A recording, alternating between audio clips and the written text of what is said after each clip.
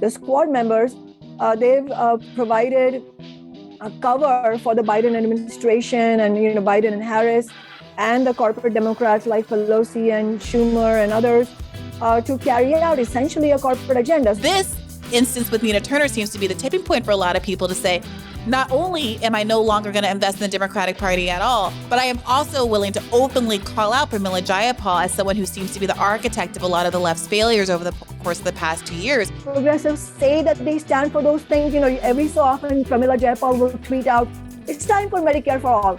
But, more and more people will respond to her on Twitter and say, okay, but what did you do? Like when it was time to fight for it, you gave Biden cover. How does that work? We should have the confidence that working people, once all the issues are presented to them, will have the understanding of what's in their own interest. I'm so glad to be joined today by Seattle City Councilwoman Kshama Sawant, no stranger to this podcast. Welcome back.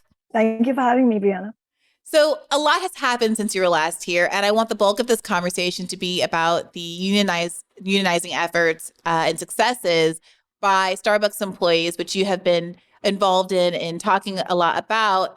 There was the first successful union campaign on the West Coast in Seattle just a couple of weeks ago. And of course, we've seen successful unionizing efforts in about, I think, 20 chains across the country. But first, so many of our listeners are so kind of inspired and galvanized by the approach Socialist Alternative has taken to politics and your emphasis in past interviews on the accountability between yourself as a member of Socialist Alternative and the organization, and how the absence of that kind of accountability is part of what the issue is with squad members and elected progressives who have disappointed so many on the left over the last few years. And so I wanted to get your read on what this latest dust up with Senator Nina Turner and the Congressional Progressive Caucus means to you. I've talked about it a great deal outside of the context of bad faith, but for bad faith listeners who don't know, the Congressional Progressive Caucus chose to endorse Shontel Brown, the moderate, corporate-funded candidate running for re-election in Ohio's 11th district, over Nina Turner, who lost narrowly in the special election last August by about 3,000 votes. Individual members of the Congressional Progressive Caucus endorsed her last year, and at least Cori Bush seems to still be supporting Nina Turner this time around. But the Congressional Progressive Caucus as a whole, led, of course, by Pramila Jayapal, who hails from your state, has chosen instead to endorse Shontel Brown. Shontel was only recently let into the Congressional Progressive Caucus about a month ago in a move that now seems, in retrospect, it seems to be all about kind of laying the groundwork for this endorsement. Similarly, she recently tweeted about her support for Medicare for All, and Pramila Jayapal tweeted about how happy she was to have another supporter of Medicare for All in the caucus. Again, that seems to just be setting the ground for a justification for why the CPC would go ahead and endorse the obviously more moderate candidate. What do you think this means for candidates like Senator Turner or others who are trying to or have tried in the past to run within the Democratic Party and change things from the inside?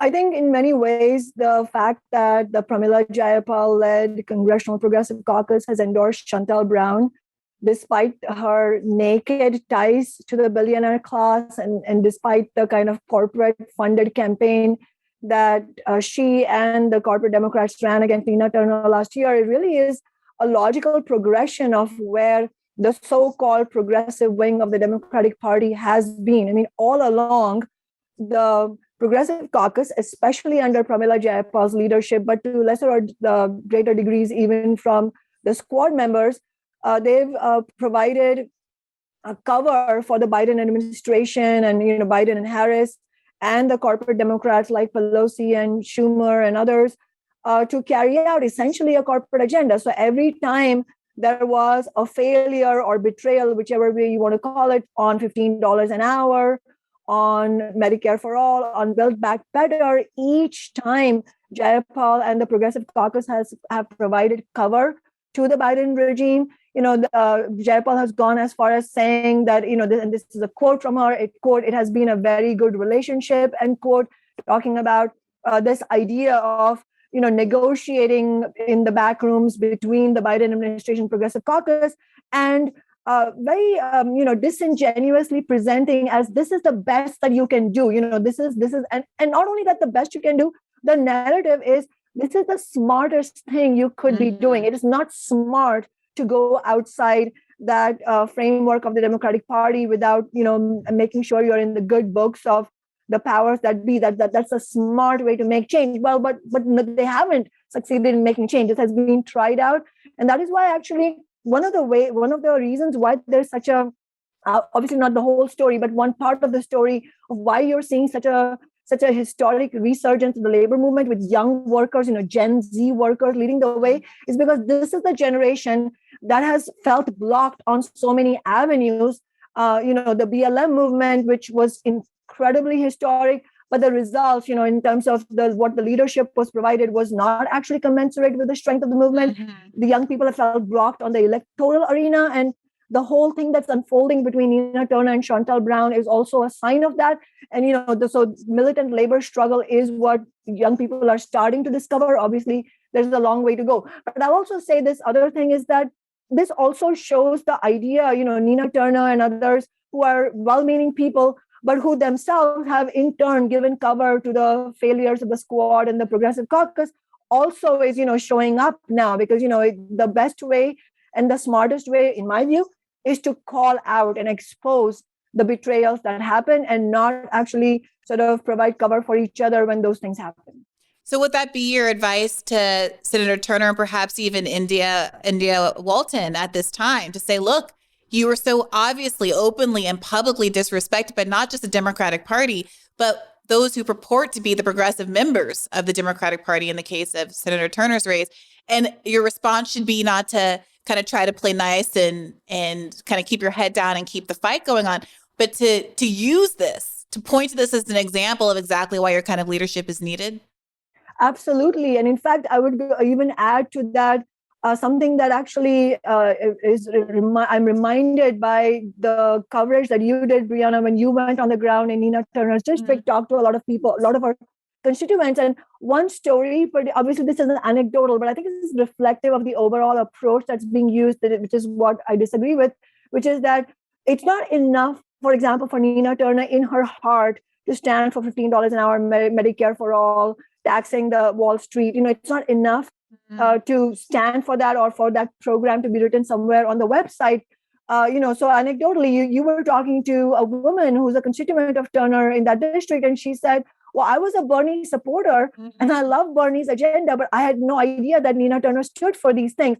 And so really, the kind of campaign you need to run, if you're a progressive who's genuinely, if the left, and it's not about any one person, if the left wants to make serious breakthroughs in this period, then the demands and the program have to be front and center, and you have to fight for it. Go to every door in your district and talk about why it's in their interest to support your campaign, because you're going to be fighting for those things. And not that you are going to be doing it yourself, but that you're using your campaign as a vehicle to mobilize working people, trade union members, non-unionized workers, to actually fight for these things, for us to get organized using this campaign. And if we win, using our electoral seat in order to do all of that. And ultimately, the reason people like Turner don't do that is not because it's some disagreement on some technical aspect of how to run the campaign. It's a political thing. If you keep talking about these demands, you will become enemy number one of the ruling class, and also of those who are not exactly Nancy Pelosi, but who are the politicians who are giving cover to her while also speaking from both sides of their mouth. You're going to anger all of them. I mean, in 2019, let's not forget, when we were up for our second re-election, at that time, many of the local proteges of Pramila Jayapal, these two council members who were on the city council at that time, Teresa Mosqueda and Lorena Gonzalez, they both, famously ran an opponent against me, saying that I was not being nice, that they generally agreed with what I stood for, but I was not being nice. And so they were going to bring in supposedly this nice guy, whatever. But the point is that we could have at that time said, oh my God, we don't want to be in your bad books. Let's somehow get united, whatever. But what that would have taken, having unity with these self-described Democratic Party progressives means giving up on your working class agenda, not really fighting for it. And it's a very tricky thing, because many of these progressives say that they stand for those things. Every so often, Pramila Jayapal will tweet out, "It's time for Medicare for all." But more and more people will respond to her on Twitter and say, "Okay, but what did you do? Like when it was time to fight for it, you gave Biden cover. How does that work?" Yeah, and so this was the subject of my Rising a few days ago, and I think a lot of people who listen to the show probably watched that, or my radar rather, on Rising, so I won't belabor the point. But this was a tipping point for a lot of people, because a lot of people like me, I know that David Sirota and the folks over at The Lever were taking notes on this stuff too, because they published an article to this effect the same day as my radar. Pramila Jayapal seems to have been behind multiple moments of capitulation by the left flank in Congress over the course of the past year plus of the Biden administration. So whether it was the force the vote moment where she was out on multiple podcasts, I'm sorry, frankly, lying. I don't know what other word there is to use. I don't know why I would try to be polite and cover that up.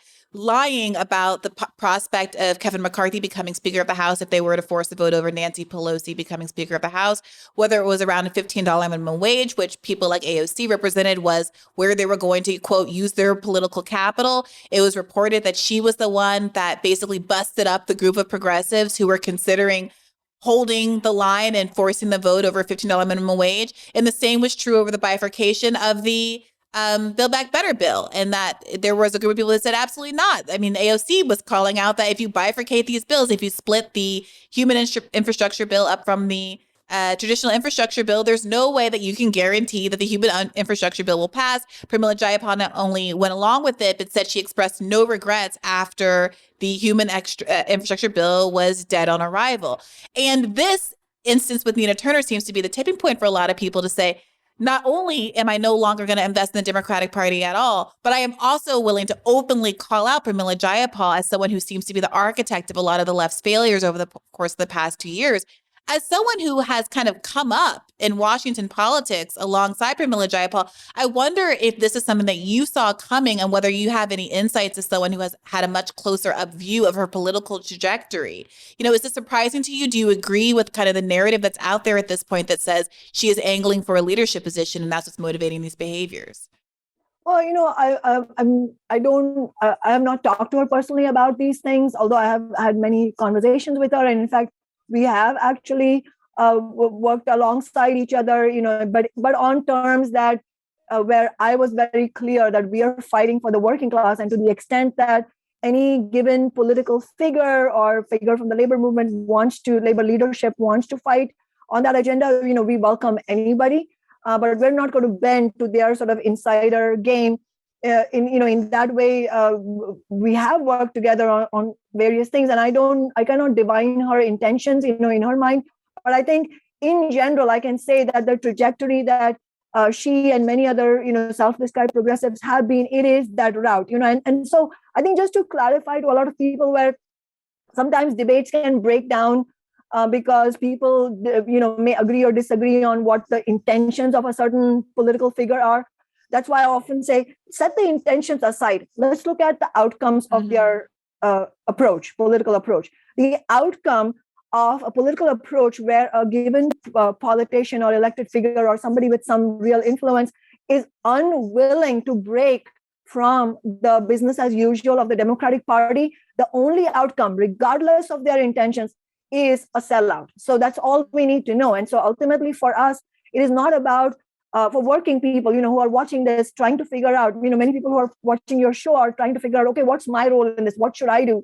And often, people say things which I don't actually agree with, which is things like, oh, you should all run for office. I mean, it's not about just accumulating numbers of people who run for office. Look, now over 100, maybe 150 people have run and won office on the DSA, on the name of DSA. But what change are we seeing? That's the question. So ultimately, the discussion should be about the political approach, and the political approach that, unfortunately, not only Jayapal, but even the squad, who are the leftmost members in Congress, the approach that they have used, that hasn't worked.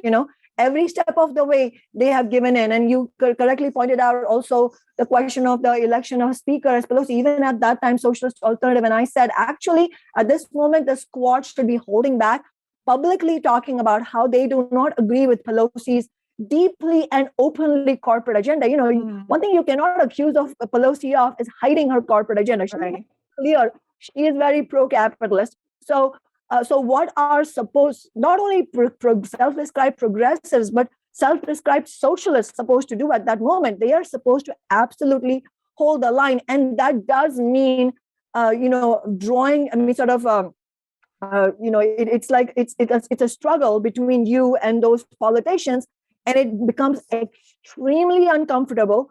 But that is where the rub lies. That is what a lot of people who are elected are unwilling to do. Ultimately, regardless of their intentions, all their good intentions die a painful death when they discover that, for me to be a genuinely a working class elected representative who does not sell out means I'm going to make these powerful people angry, and they're going to make my daily life uncomfortable. That's where all the good intentions die. Then it's one day at a time. That is why I'm saying lots of well-intentioned people end up doing this. So that is why we cannot have just this dead-end strategy of getting progressives elected in the Democratic Party. The working class needs a party of its own where we can decide the agenda and we hold our elected figures accountable. Yeah, that's the thing. Senator Turner says a true and honestly not that harsh, given the context, thing about voting for Biden over Trump being like being satisfied with half a bowl of shit instead of an entire bowl of shit. And that's the thing that draws all of this ire. At that point, why not double down? At that point, why not say the true thing about who you are? Because I think that people can smell kind of the indecision and the fence sitting in it all. And you can say what you want about Donald Trump, and people should say a lot of things about Donald Trump. But I think when there was all of this confusion about how he was withstanding all of this negative press he was getting about every scandal that would come flying out of his mouth every 4 to 8 hours, part of it was the sheer volume of the things made it difficult to stick. But part of it is that he didn't back down. He was who he was. He lived in his truth. And people who disagreed with him or thought, oh, that's uncouth, I would prefer he not be embarrassing in those ways, felt that he was a truth teller because he seemed to rest comfortably in the space that he had created for himself. And it is frustrating that progressives who are morally in the right, unlike Donald Trump, feel reluctant to do exactly that.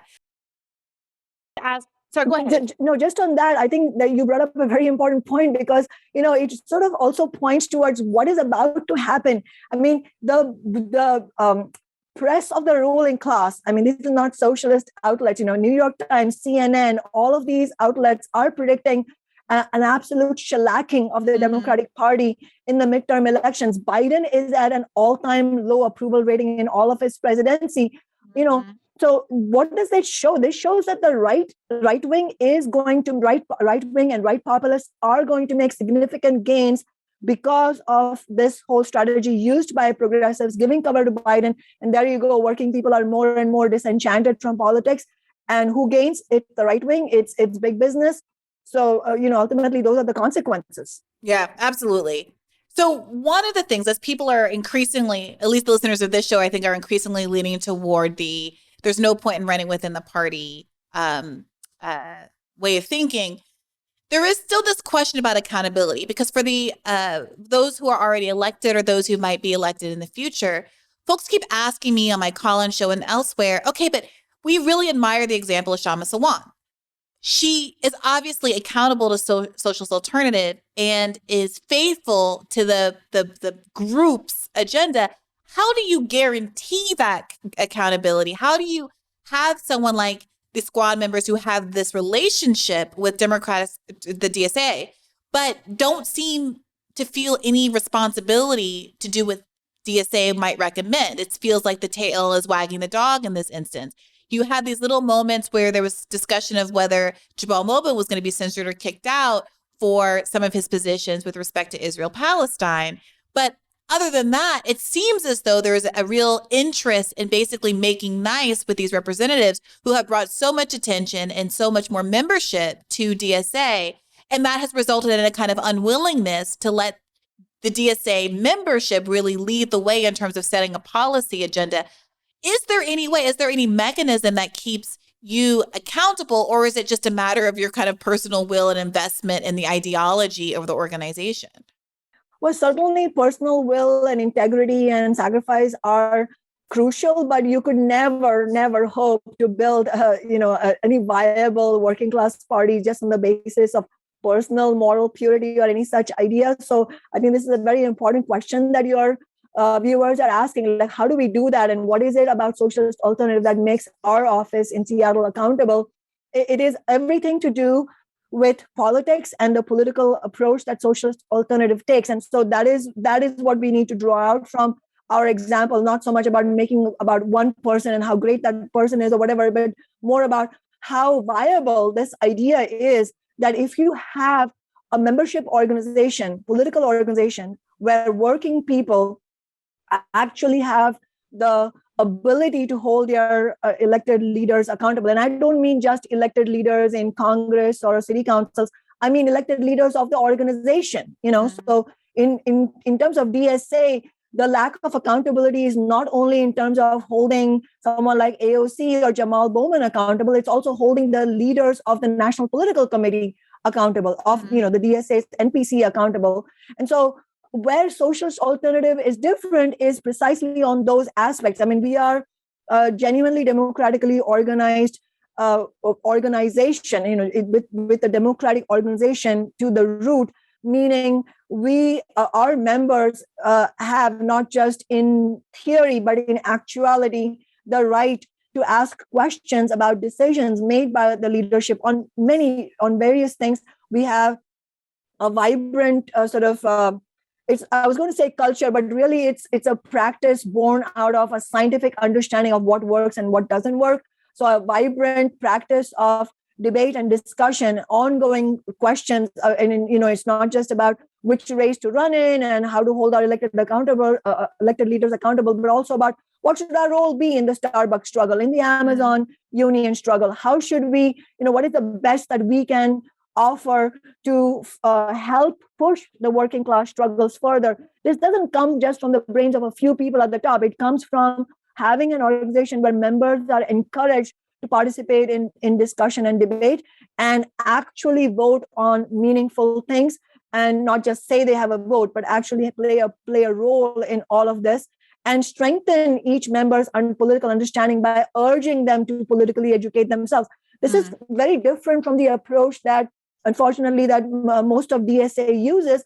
And ultimately, what you saw was quite a shameful moment where, rather than hold Jamal Bowman accountable for the real things, objections that were brought up by the membership, a big section of the national leadership decided to actually go after a working group where you may or may not agree with the specific positions of that particular working group, but that is a real attack on democracy.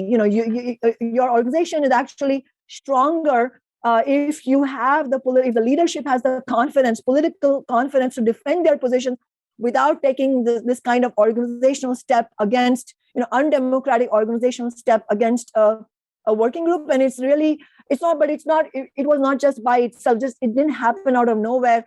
It is symptomatic of the idea that if you don't have a democratic organization, then what ends up happening is that you have the leadership, sections of the leadership giving cover to the squad, and then the squad giving cover to Biden, and then Biden giving cover to Wall Street. Ultimately, you become, whether unwittingly or not, you become a conduit for a very destructive status quo.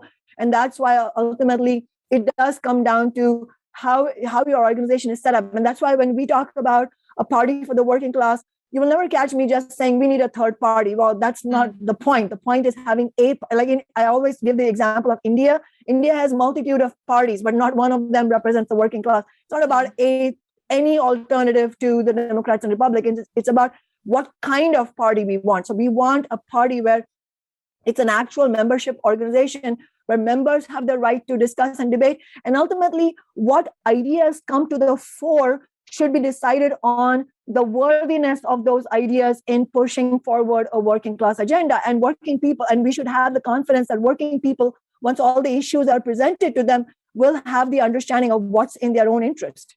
Yeah. I mean, while you're talking about some of the differences between the DSA, Democratic Socialists of America, and Socialist Alternative, it occurs to me that some listeners obviously won't have listened to your earlier episode and might not be super familiar with Socialist Alternative as an organization.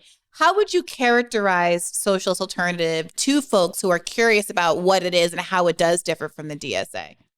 Well, in one of the main ways in which it differs from the DSA, and I don't think that it's like an either or, like as many people might know, I am a member of both Socialist Alternative and DSA, as Same. are you. Exactly. So, we don't see them as an either or, just very sort of in a nutshell, the DSA is more of a big tent kind of socialist organization where different trends of political ideas exist, and then of course you can have debates, but then you can also have the specific working groups where maybe certain trends are represented, social or caucuses. You have various caucuses which represent different lines of thinking, where there's sort of broad agreement or organization wide, but then there are specific questions that different groups may or may not agree on. Socialist Alternative now has a caucus inside DSA, and Socialist Alternative by itself it's a much smaller organization.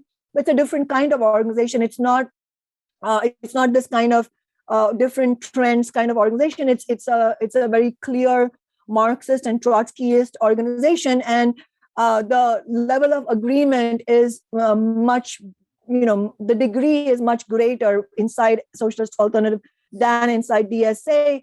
And that's why we don't when we talk about a new party for the working class, we don't present Socialist Alternative as that party, because we know that not everyone in the working class is going to agree with every single thing that we're talking about. Many will, and they will join our organization, like you and I have joined the organization. However, what we want is a larger organization for the working class, a new party for the working class, where organizations like Socialist Alternative and DSA can be part of that. But we do insist on democratic structures and democratic organization, because that is the only thing. I mean, it's not by itself. It won't ensure, like, your starting point of your question was, what's the guarantee? Well, there are no guarantees per se. I fully expect that even in such a party, all kinds of terrible things could happen. But the point is, are we setting ourselves up to be able to set up the best, to be set up in the best way possible to hold elected leaders accountable? And when they betray us, can we recall them? So, for example, inside Socialist Alternative, we have a very clear idea that our elected leaders, and I don't just mean city council members, any of our elected leaders, we have an elected structure throughout the organization, and any of our leaders are recallable if we have evidence that there is wrongdoing, or if their political point of view has not benefited the organization and has hurt the working class, and so on. So in that way, Socialist Alternative also works, because it's not only that I am accountable to Socialist Alternative as an organization is accountable to the working class. And that's the lens through which we view our work. So if we feel like we have fallen short, then we will assess ourselves as an organization and try to correct path if we feel like we have made some mistakes, or if we didn't go far enough in terms of what we need to do, and so on and so forth. And the other thing, which is not incidental actually, is that we all our elected people like myself who are elected to outside positions, we pledge to take the average worker's wage. So the city council right now pays me more than $146,000. I take home only $40,000, and the rest after taxes is put into a solidarity fund, out of which we donate to strike funds of various unions, and we help struggles of social movements like Black Lives Matter. So you bring up this issue of third parties, and I feel like I have to ask you, we've talked about this in the past, when there were seemingly more options on the table. Since we last spoken, there has been a kind of collapse of the movement for a People's Party due to concerns about leadership. Nick Brana has been accused of some misconduct of both a personal and kind of financial mismanagement nature. At MPP, there are people who are not sure what to do next. Is it to put hope in the Green Party? Is it to, if not put hope in, at least be supportive of the Forward Party for its advocacy for certain ballot initiatives that will help all third parties, like ranked choice voting? Is it to start a new party? Is it to again, try to continue to work within the Democratic Party. What do you say to people who are kind of on board with decoupling from electoralism and feeding their dollars, time, and energy into the Democratic Party, but want to do something so that their non-votes during electoral season, obviously there's plenty of non-electoral things to do, but want to make their voting preferences as being not the Democratic Party to be recognized and not just be kind of totaled up as a non-vote or someone who's, apolitical or sitting it out. What do you recommend people do in a time like this? Is it just to default back to Greens? I don't think there's any such automatic default right now, unfortunately. I mean, so when people ask me that question, I'm honest about not having any easy answer right now. It is what it is, and we don't have the kind of party that we need. We need to build that party, but obviously it's not going to happen out of nowhere. There's going to be, if such the kind of party we're talking about, such a party is not going to come into existence because two of us are talking about it, or socialist alternativists even talking about it.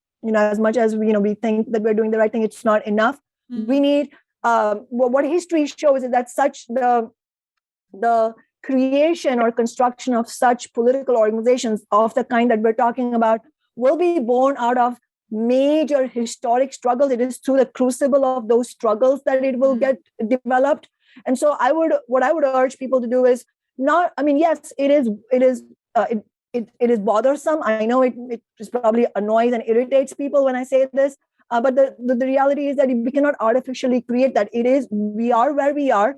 We are certainly not advocating an apolitical position, but what we do say is that what you do politically at a given moment need not necessarily look like a left alternative to the Democrats in a given election. It might look like throwing yourself into a given labor struggle, or a social movement. And right now, I would say there is something incredible happening through, obviously, the Starbucks struggle, but especially through the Amazon union struggle. And in fact, I would say, again, it's no coincidence that the Amazon labor union, I'm probably getting ahead of myself. You probably want to talk about this next. It's no coincidence in my mind that the Amazon labor union, the independent union that won the JFK warehouse union election, the first union election in Amazon's history, it's no coincidence that their constitution, that union's constitution, also says the exact same thing that SA says, which is that their executive board members will take home no more than the average wage of their membership. It's a sign of how there is a whole new wave of young workers who are grappling with the exact same questions that we are talking about here, that how do we have accountable organizations? And they are also correctly, the whole struggle on Staten Island is reminding us, which I often talk about, which is that when you talk about accountability, it is not simply in the halls of Congress or on city councils. It is also inside the labor movement. It's in social movements. The lack of accountability is everywhere, because it's not just personal failings. And yes, of course, it is personal failings, and we should hold each and every individual who has betrayed us accountable, and we should call them out. But it's not just that. It's also a reflection of the 40 years of debacle of movements that we are just starting to rise up from. It's like the fledgling moment of this new generation that is starting to happen. And so we should celebrate it for what it is, but also recognize the limitations that are born out of the last 40 years. So it's not going to be automatic that everybody's going to understand everything immediately. We have to make the best out of what opportunities we have right now. And it would be terribly remiss of us if we just focused on elections at this moment, rather than understanding that at this moment, the center of gravity, politically speaking, is in the labor struggle. That feels entirely right. I'm a little jealous as a self-employed person, with the 2-person podcast, that organizing my workplace isn't necessarily in my cards. But I spoke to Christian Smalls for Monday's episode of Bad Faith Podcast, and the listeners were extremely excited, like notably energized by the idea of focusing their attention on labor struggle as opposed to electoralism, which seems like such a dead end. The podcast episode before that was about climate direct action with some folks that were arrested at the big protest on April 6th, and the idea of putting one's body on the line to act in a way that is commensurate with the scale of the climate catastrophe also really excites people. Tell us a little bit about what's been going on with the Starbucks union, specifically in Seattle. I know that 2 Seattle Starbucks locations are on strike now, and you've been very vocal in your support of them. What should people know? What's incredible, first of all, is that there's a whole new generation of workers who have no, just given their age, I mean, they're 20 somethings, many of them, some of them are teenagers. They have no background in the labor movement. They are as of yet, non-unionized workers. And what you're seeing is ever since always the bosses, the capitalist bosses have been oppressive and exploitative, but they've ratcheted it up in such a great degree just because the union drive has begun inside Starbucks. So, this is textbook union busting that is going on. But what we're seeing on the ground is that workers, and I'm talking about a minority of workers, but this is an important minority that we want to talk about, which is where they are recognizing that the daily dose that they are, they're subjected to of various kinds of union busting. So one of the common things that's happening is the systematic cutting of hours. So the company targets pro-union workers and systematically starts cutting their hours. And then what happens when your hours are cut? You don't have enough money to pay your rent or buy food. So you're forced to get a second job. And then you go to your store manager in Starbucks and say, hey, can you adjust my hours, or can you schedule my hours in such a way that I can make my second job? And the store manager says, oh, sorry, we can't do that. So basically they put you in this stranglehold between not giving you enough hours, not letting you make your second job either, and then forcing you to quit. So it's like they're using outright firings. Of course, they fired workers in New York, in Phoenix, in Memphis, but they're also doing this much less visible way of firing people where they indirectly, they force them to quit. So all of this is happening. And that is all on top of the chronic understaffing that workers have faced, just really, really bad conditions. And so what's magical, what's really incredible about this is that these young workers who have no background in labor struggles are themselves correctly, they have such good instincts, they're correctly recognizing that, wait a minute, I'm fed up of this situation. They have a meeting, informally of their co-workers, and then they go on strike. That's what we're saying. And so I don't want to exaggerate in terms of, how many workers are doing this, but this is a crucial thing that's happening among some of the workers. And so not only did we see 2 different stores in Seattle, workers at 2 different stores in Seattle go on strike this past weekend, but before that, we saw a strike in Olympia, the capital of Washington, a small city, a Starbucks at Cooper Point, Olympia. The workers there went on they were the first ones in Washington, the first one-day strike that happened. And again, it was the same situation. The workers decided on their own that they were fed up with this conditions and they wanted to go on strike. Then we saw a 3-day strike by workers at Marysville, which is an even smaller town in Washington, about an hour's drive from Seattle. So this is incredible. These are you might not even, these are blips in the corporate news media. You won't even know. And I'm glad you're asking about this. And a further dimension of this that I think that should be remarked upon is that a lot of these industries, the food sector, the service sector, logistics, certainly, many of these industries and corporations like Amazon and Starbucks for decades, they have relied on a specific business model of high turnover. They want to sort of, churn people out, when you have 150% turnover rate in many of these workplaces. And what's happening now is that many of these Gen Z workers are saying to themselves, look, it's not, I shouldn't quit, not because I can't find another job. Of course, you'll find another job, especially in the wake of the Great Resignation. But what's true is that no matter which job I get, very likely it's going to be the same kind of exploitation and oppression. So rather than quitting, as Chris Small said, don't quit, organize. Instead of quitting, I need to organize my own workplace because another workplace is also going to be a similar thing. So that's what's starting to happen. And as I said, we're seeing just the first moments of it, but it is important. And I think what should be done, in my view, what should happen is we should have a coordinated day of action around the nation at, thousands of Starbucks stores workers going on strike, a one-day strike, or going on a walkout. In Boston recently, there's a local chain of Darwin's coffee and sandwich shop where the workers, they led their own 7-minute walkout. It is incredible. Their video went viral, more than 1 million views. I missed that. I used to love Darwin's. You make your sandwiches and coffee every day. We are Darwin's United. We unionized back in September, and now we're fighting for our first contract because we put so much aside every day to run this place. And we love the good parts. We love our regulars. We love y'all, and we love each other. So right now there's bargaining going on. Management is dragging out that bargaining process. They're making it look like they would rather see all of us get fed up and quit our jobs rather than win a contract that guarantees the things that we need to do our job safely, to live with the respect and the dignity that we deserve. Union busting takes many forms. We at Darwin's, we want a union. Something that 7 Starbucks workers in Memphis, Tennessee were recently fired for trying to do. But we're still fighting for that contract. Our co-workers are in the bargaining room right now with management. So right now, at all 4 Darwin's locations, we're showing them, our co-workers in the bargaining room, that we have their backs. And we're reminding Steve Darwin, who runs his stores. A lot of the time, we're too understaffed back here. You know this from the wait times. We're too understaffed here to take the short breaks. We need to drink water, go to the bathroom, whatever we need to do.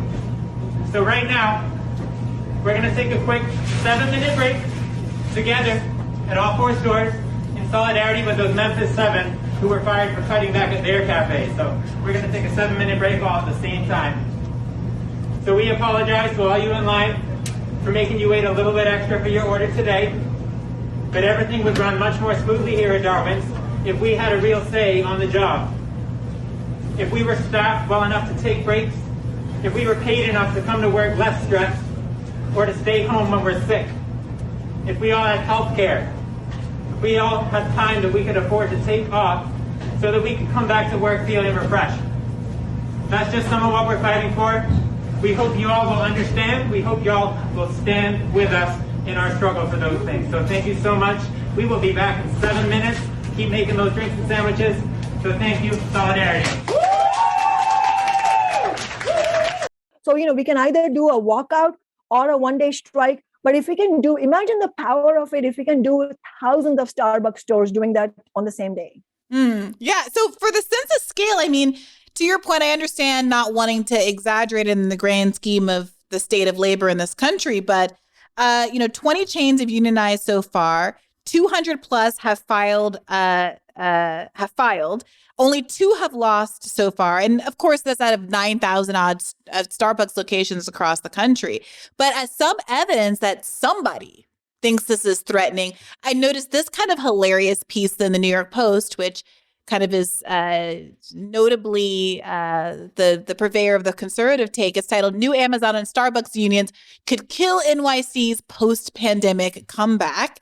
The author, Steve Kuzzo, argues that just as the city starts to claw its way back from the pandemic, along come union agitators, organized labor, to nip the rally in the bud. And it argues that, the city is already on the brink, and if workers get rights, then that will be the end of the post-COVID economic upswing that all the business interests are really hoping for. Do you read into some of this kind of anti-union lingo that's coming out of conservative press, evidence that something is changing that folks are worried about? Not to mention some of the comments that have been made recently by Howard Schultz, Starbucks CEO. Oh, absolutely. And I just want to clarify what I was trying to make sure we don't exaggerate is the number of strike actions that have happened. But I certainly don't think we're in any danger of overstating the scale of change that we're seeing. This is an absolutely historic moment of labor struggle. In fact, the mistake we could potentially make on the left is not recognizing how huge it is. So I think it's safe to say that it is a massive shift that's happening in the consciousness of young workers. And absolutely, many times you often say, that our class enemies pay us the best compliments. So the fact that Howard Schultz gets up in front of an audience and says that unions are now starting to assault corporations, and the guy you just quoted who's basically, claiming that there will be an economic apocalypse if workers unionize. all of these are signs that the bosses are scared of unionizing. And the reason they are scared is very simple, because it does work to unionize for workers to win their demands. And obviously, just forming a union is not enough. You need a fighting strategy in building the union. You need democratic structures inside the union. You need accountable leadership in the union. And you need to actually win your demands in the first contract. I think Chris Smalls and Derek Palmer and Jordan Flowers, the leaders of the ALU, others, Angelica Maldonado, they've all correctly pointed out that it's not enough to win the union victory. They also need to win a contract, but concretely, they can win workplace conditions changing, win a living wage, job security, all of that is crucial. And so the fact that the bosses are nervous, it reveals that they understand just as well as we should that unionizing is a powerful mechanism for workers to collectively organize. That's what basically a union is, for workers to collectively get organized, because alone you can't do it. You're isolated in the workplace and the bosses have all the power. And I think that conversely or likewise, we also have to, for ourselves, for workers and the labor movement, the approach we use also is crucial. So in other words, let's be clear, just as the ALU has said repeatedly to their workers, like their excellent leaflets have said, the bosses are not on our side. They oppose the union tooth and nail. And so, I think we should be clear in the labor movement that we don't sow illusions in the bosses. Like I sometimes catch some labor leaders saying things like, Starbucks should just relent and allow them to unionize. This is going to be good for business. No, Howard Schultz understands a union is not good for business, which is why his first order of business when he bought Starbucks, when the corporations bought Starbucks in the 1980s, their first order of business was to systematically set about destroying the union that did exist at that time. The workers in Starbucks Seattle were unionized with the UFCW. I didn't realize that. Yeah, the corporate media doesn't mention it. And they had already won a first contract with some significant gains. They had won healthcare for part-time workers.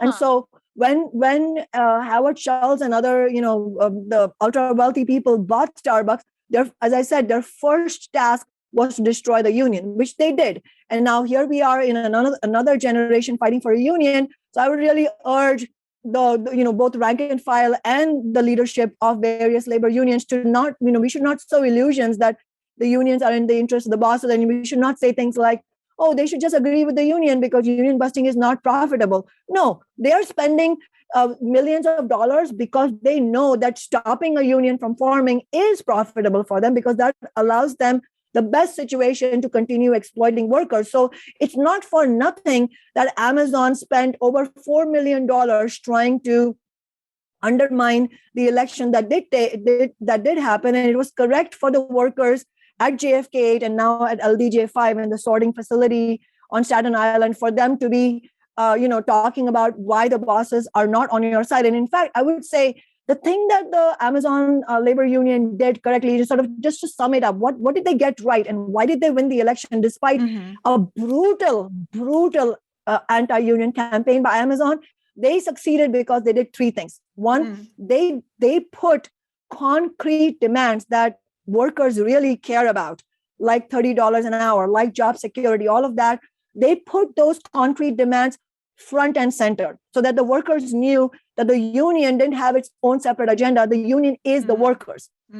Second, they made it very clear why winning a union is going to be an imperative first step to win those demands, because it is as a union that you'll win the contract. And third, they named the bosses as the enemy.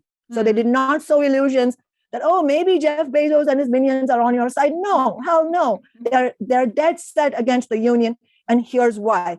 And that fighting strategy where you recognize it is set up as a class struggle under capitalism, so you embrace that class struggle and empower your side as workers, that's when you win. Well, what do you make of the choice of the ALU to form its own union instead of joining up with a pre-existing union? I think it was completely understandable on their part because again, it sort of goes back to some of the things we were just talking about a few minutes ago, which is that the state of most of the labor movement, and that doesn't mean there aren't genuine people and lots of genuine leaders, but the overall state of the labor movement as a consequence of 4 decades of neoliberalism, and now in the new period, sort of the pushback from the capitalist class has meant that we've had a whole era of what I would call business unionism, where you do have some unions, but the approach that has been used for the most part is this idea of not really mobilizing your membership to fight for anything, not really mentioning demands. I mean, there's almost a veritable allergy to any concrete demands.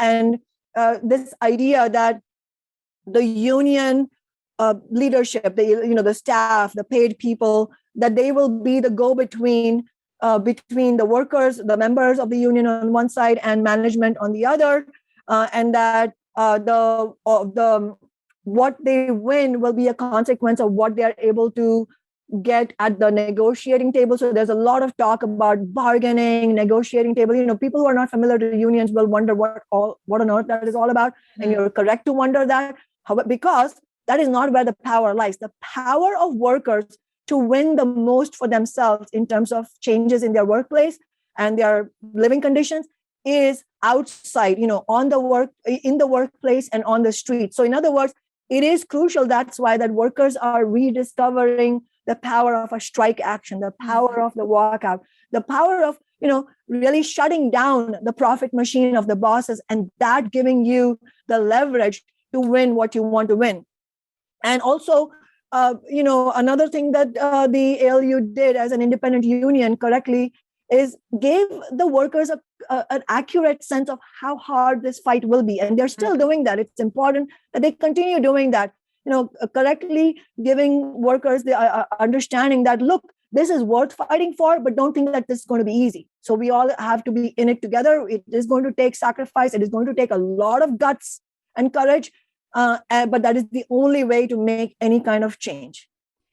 In his interview, Chris Smalls talked about his frustration that when he offered some help at the Bessemer Amazon facility, he didn't feel like there was necessarily an appreciation for how his perspective and knowledge as an actual former Amazon employee could be beneficial to the organizing efforts down there. I know Socialist Alternative sent people to Bessemer as well, and we're in the area. I wonder if you had any insider perspective on how that campaign was run and whether it would have been benefited by the expertise of someone who had worked at Amazon, and also, just Chris Smalls in particular. I mean, we certainly agree, undoubtedly, the fact that we will not be able to formulate, we as in, an organized labor movement, militant labor struggle that includes socialists and other working class supporters, all of this, we will not be able to build successful struggles unless we formulate tactics in accordance with the specific conditions that we face. So, not listening to the workers who are inside Amazon is like a fool's errand. That how do you know what conditions people are facing, and how do you win workers over without understanding what it is that will win them over. So in that sense, at the very get-go, that was a mistake, not listening to the workers. But I think this whole episode of Chris Smalls and the workers who ended up forming the ALU being rebuffed by those who were leading the Bessemer struggle also shows you again the tussle between what's been existent mostly for the most part in the labor movement, which is this idea of not really having a fighting strategy. Even the most genuine people sometimes, will resist that idea that, this is a clash between the bosses and the workers. So rather than pretending it's not a clash, let's get workers organized to defeat the bosses in that clash. That approach was not taken in Bessemer. There was also a certain overconfidence, I think, that they were going to win. They didn't recognize the degree to which Amazon's union busting would succeed. I mean, they certainly knew Amazon was engaging in union busting. However, how much you fight back and how you fight back against the union busting very much matters. I mean, it's never a given that union busting won't succeed. There's any number of examples in history where union busting has succeeded, and Bessemer, unfortunately, is one of them. And, when the Bessemer vote happened, Socialist Alternative said, and we were completely right about this, that it was a winnable struggle. but there were some mistakes and there were some deficiencies, and that this could win. That, in other words, is there a general consciousness among the rank and file of Amazon to unionize? Absolutely. That doesn't mean it's going to be easy and that everybody's on the same page. However, that's precisely the point. How do you win over workers who are not supporting the union because they don't understand it, because they've heard all kinds of things from the right wing, from politicians, from the news media, the news, if you watch network news, local news, there is just an unrelenting barrage of anti-union speak in different ways. And it's our job to explain to workers that when they go anti-union, they're going anti-worker, because the union is not a separate thing. The union is the workers, and they don't want you to unionize because they don't want you to collectively struggle to win what you need to win. And that, unless you clarify those things, it is not going to succeed. And so I think it was important.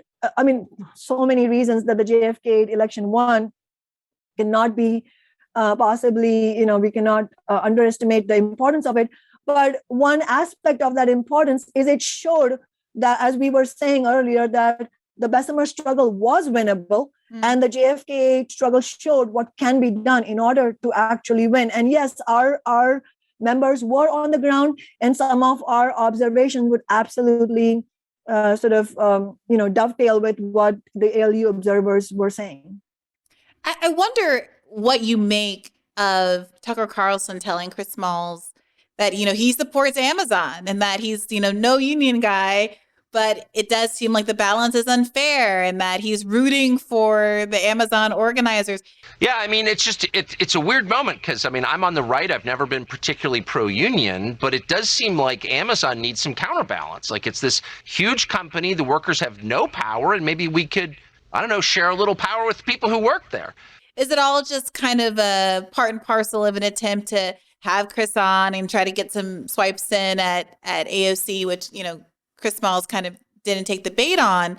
Or do you think that's meaningful, that for whatever reason, Tucker Carlson, of all people, is expressing support for Amazon workers? I think that Tucker Carlson is absolutely viciously anti-union and anti-worker. And that was a moment of supreme dishonesty and disingenuousness for him to act like he is in favor of the union, just in order to, his goal really was to take swipes at AOC. Of course, we have we've talked about AOC. We just talked about our critiques of the squad, and ALU correctly has critiques of the squad and of the Democratic Party. But we should not make the mistake, we should not, I think it was a really good moment for us to remind ourselves that the enemy of your enemy is not your friend. That logic does not work.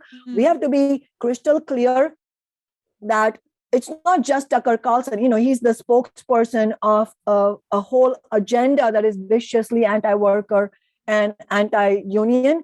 He represents the agenda of the billionaires of Walmart, Amazon, Starbucks, and any number of corporations that have benefited to such an obscene degree. We just heard on Democracy Now! Today that the top billionaires have amassed a wealth of trillions of dollars that is at the expense of tens of millions of American people. And these are real people, human beings who go to work every day, break their backs, get demoralized because they're being insulted and humiliated by their managers, and really being made to feel that they're less than human, and yet they're somehow putting food on the table for their families, paying their rent.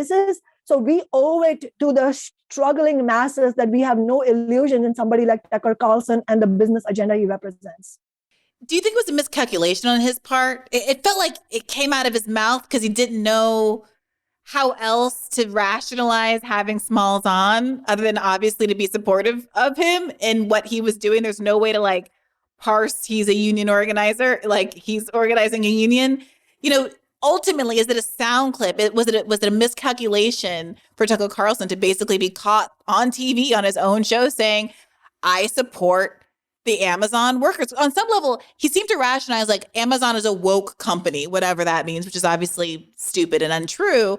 But because Amazon is branded as a woke company, it felt like Tucker was willing to say Amazon deserves to lose against workers. And as crazy and cockamamie as that logic is, you know, a part of me feels like good. We got him on record saying that it'll be useful ammunition going forward. Not that anyone should trust him or rely on him in any way, but do you think it all is evidence of kind of a vulnerability in the faux populist stance that he's taken on, that he's being put in these situations where he has to concede what seems like a kind of a big concession that I'm rooting for the workers in the largest employer in America? Yeah, I mean, I don't think in his mind, and we should not in our mind either. I don't think we should look at this as any real concession he was making. Sure, yeah. But what you're driving at, I definitely see what you're saying in the sense that it is important that we have these moments where the right wing and the right populism is exposing itself, where because he said those things, it is our opportunity to call out that, well, he's viciously anti-worker and anti-union. So he's being completely dishonest. So, it's a moment to take that message to many Americans who might be enamored of right populism because they are correctly disenchanted by the Democratic Party. They're angry at the corporate agenda of the Democratic establishment, and we have to clarify that, well, the Republicans and the right wing don't have your interests either. In fact, it's far more pernicious in many different ways. And it is reminiscent. This whole moment is reminiscent of how Trump, ran on this message of how he was going to represent the forgotten men and women, and he got exposed. I mean, but at the end of the day, again, you're sort of coming full circle in our whole conversation. It's also a glaring indictment of the betrayals by the Democratic Party towards working people, that despite the fact that Trump was exposed enough that he lost the election, even though there was no great love for Biden, which shows that people rejected Trump's dishonesty. But now here we are again, where the Republicans and the right wing are going to make significant gains and clobber the Democrats because the Democrats have failed again. So it really shows you how the ruling class makes use of these two faces of their political representatives. And our job is, of course, to recognize that they are both dangerous. And then the right populism actually is far more insidious in many ways. And the only way of defeating right populism is actually not go and put our eggs in the Democratic Party basket again, but really look for independent struggles. This has been great. And if I could trouble you just for one more question, the last thing that has happened since we last spoken was, Russia's invasion of Ukraine. There has been kind of an interesting shift from the coverage when it first happened and the kind of uniformity of the discourse and the narrative that explained why the invasion happened. Increasingly, despite cancellations of RT and some alternative channels that provide an alternative viewpoint, I think it's much more broadly understood the role that NATO played even on mainstream media. There is a creeping acceptance of some other geopolitical realities beyond Putin is just a megalomaniac who is acting purely on ego. I wonder, though, there's still this, I think, overwhelming framing that says it is the moral and just thing to do to send armed support to Ukraine. I recently interviewed Rokana on this show, someone who was considered to have pretty good progressive bona fides with respect to foreign policy.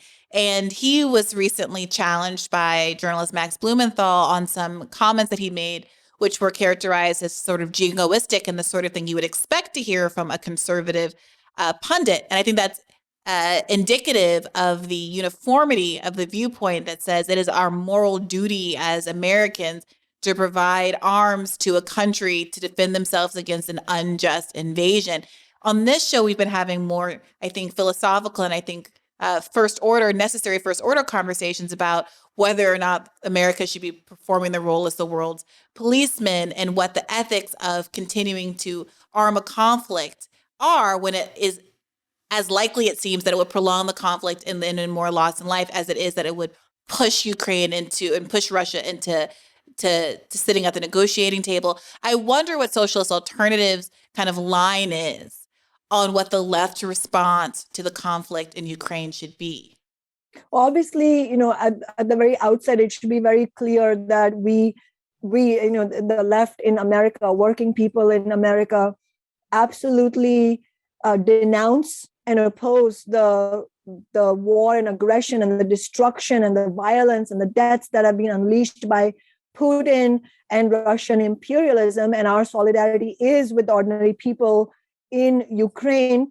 And we're seeing obviously the devastation that has happened, but also just the unprecedented refugee crisis that has generated, not to mention the specific calamities that have befallen women and children, especially women and children refugees. And, in the surrounding areas, all the anxiety and nervousness that ordinary people are facing. So our solidarity goes out to them. But I think you're absolutely right to situate what's happening, not just from the lens of what Putin is doing, which of course, Putin is a megalomaniac. He is sort of an agent of destruction. However, it is important to situate it in the global context of why this is happening. Clearly, this is not some isolated instance that came out of nowhere. It is very much a product of the new era that the world has entered. That we're sort of, it's a you can call it the new Cold War era, and in fact, it's not just socialist alternative or the left that is calling it the new Cold War. You will see the bourgeois press, the press of the ruling class, calling it the new Cold War, and they are also recognizing that actually it is not just a war by Russian imperialism against Ukraine.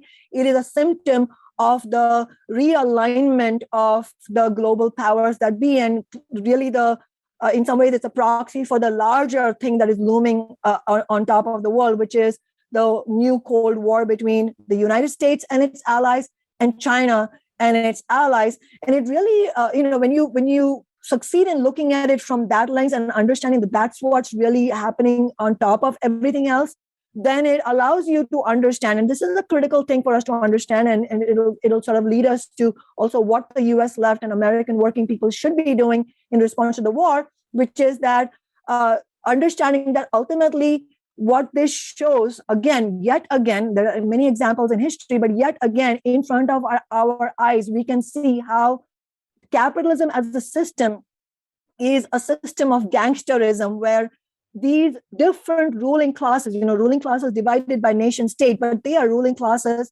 They are willing, because of their own competitive agenda, willing to sacrifice not just hundreds of thousands, but millions of working people on different continents. Right now, obviously, the brunt of it is in the Ukraine and working people in Ukraine, but they're willing to sacrifice our blood and our lives and destroy our existence in order for their ends to be achieved. So ultimately, there's not going to be any answer to this war or any other war if we don't recognize that this is it's symptomatic of the class differences under capitalism.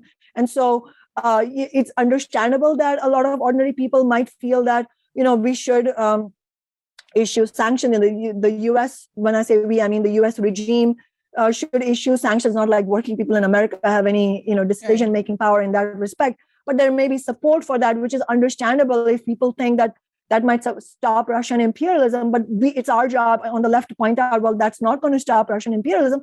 And as a matter of fact, yet again, let's turn to the press of the ruling class, and in their moments of honesty, what do they say?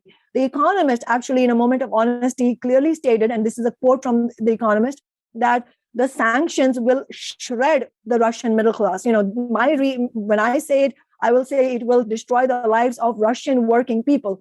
It's not going to destroy Russian imperialism per se. So it's not going to be the answer. And ultimately, NATO has been its own purveyor of war. So we cannot pose this. It's not in our interest or in the interest of the Ukrainian people to pose this as, NATO and Biden and Zelensky are the good guys and Putin is the bad guy. I mean, we cannot support either Russian imperialism or US imperialism. So we need a major resurgence of the anti-war movement on every continent.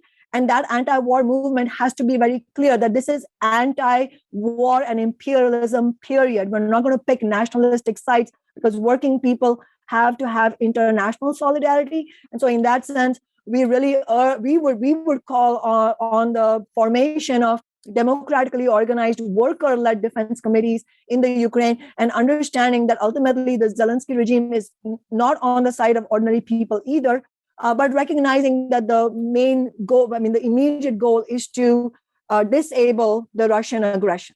Yeah, I spoke to Andrew Perez recently on The Hill last week, who was talking about a recent report about attitudes toward the conflict in the global South.